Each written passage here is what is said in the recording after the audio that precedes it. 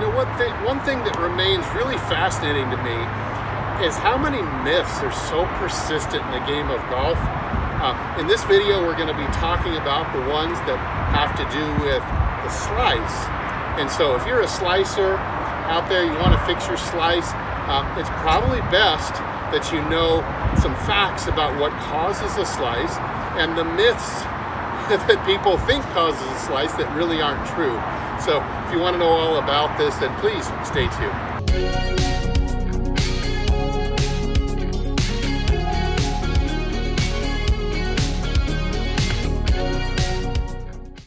Hey, this is Steve with HitItLonger.com.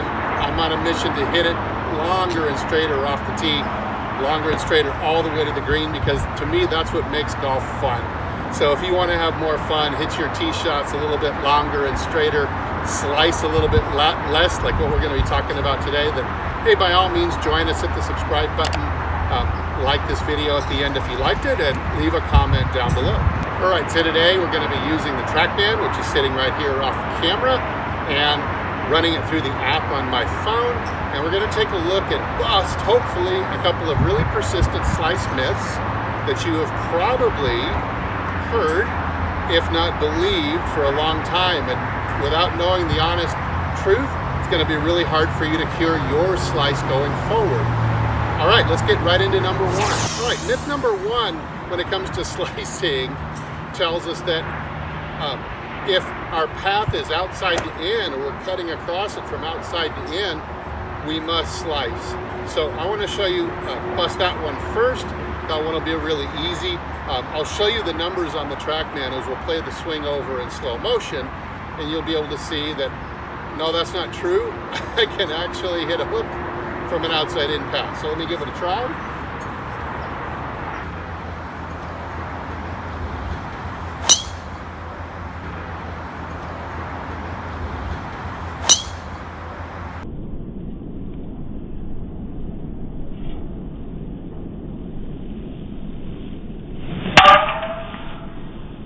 Hey, it took me a couple tries because it's not my usual swing, but hey, I got it done. I'm going to post the numbers from the TrackMan for that last swing up in the upper corner here, and you can see here that I've got a path of 3.5 degrees minus, which means left, or in other words, outside to in.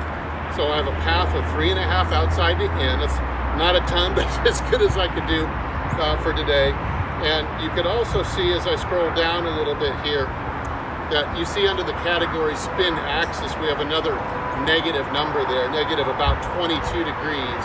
Negative means this is the curve on the ball, spin axis. It means the ball was curving left quite hard. 22 degrees is a large number for curve, so I successfully made an outside in swing that's severely hooked, not sliced. All right, another interesting myth out there we'll call myth number two when it comes to slicing is that if the club face is open to the target, it also means you're going to slice. So I'm going to make a swing here where I'm also going to bust that one, prove it not to be true. And again, we'll take a look at the slow-mo and some TrackMan numbers on this swing.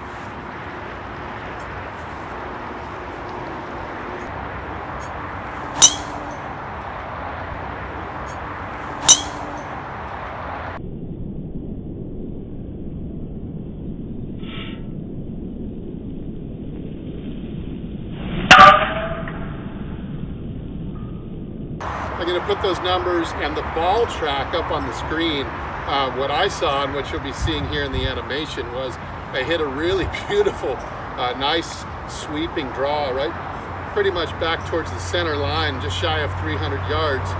You'll see up here on the screen where I've posted the data, the club face was about almost 5 degrees open relative to the target, which is this tree right in the middle of the fairway for me.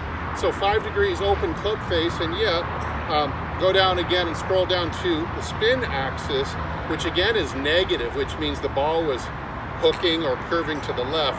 We have about 9 degrees here. So the myth that if you leave the club face open relative to the target means you're going to slice is also completely busted. In fact, most good drawers of a ball do with an open club face.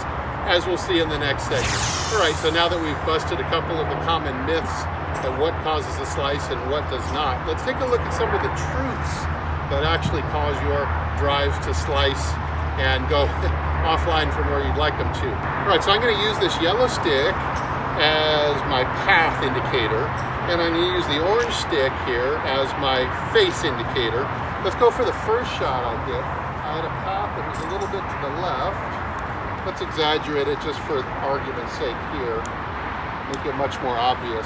So let's say that that's my path running outside the in. My club face was even more left of that. So I had an outside in path with a club face that was even more closed more degrees to the left than the path was. What you're looking at here, the truth and what causes your ball to slice or to hook or to go straight, you're looking at the face-to-path relationship. The face-to-path relationship is really the key here. Now the difference here between the yellow stick and the orange stick, or let's say the slice of pie, so if you like pie or just like pizza, and this would be a kind of a narrow slice of pizza, but the size of the slice of pie, or the difference between the face and the path, is generally going to result in the size of the curve. So in this case, this is going to start to the left, just left of the yellow stick, and it's going to curve more in the direction of the orange stick and end up really going left. All right, let's look at another example, and that's the second ball I hit. I had a path. I was inside to out several degrees. I had a club face, again, that was close to that path, roughly about halfway back to the target line again. So you could say like a 2-to-1 ratio between the path being inside out and the face angle. Again, I had about the same amount of size pie. In the second one's case, it was a little bit smaller of a pie. The second one didn't hook as badly. So something like this, the size of the pie, again, being a little bit smaller, is going to indicate that the ball is going to curve less. So in this case, again, I'm going to get a ball that starts just inside the yellow stick. The path is not the absolute indicator on what direction the ball is going to start in. The ball is going to start about a quarter of the way path and 75% or even over 80% on a driver towards the face. So in this case, it's going to start somewhere between them, and then it's going to start curving its way left. This is how I was able to get a nice hook shot off of an open club face. All right, let's look at one of the world's greatest golfers ever. Look at Jack Nicklaus and what he would tend to do with his famous power fade.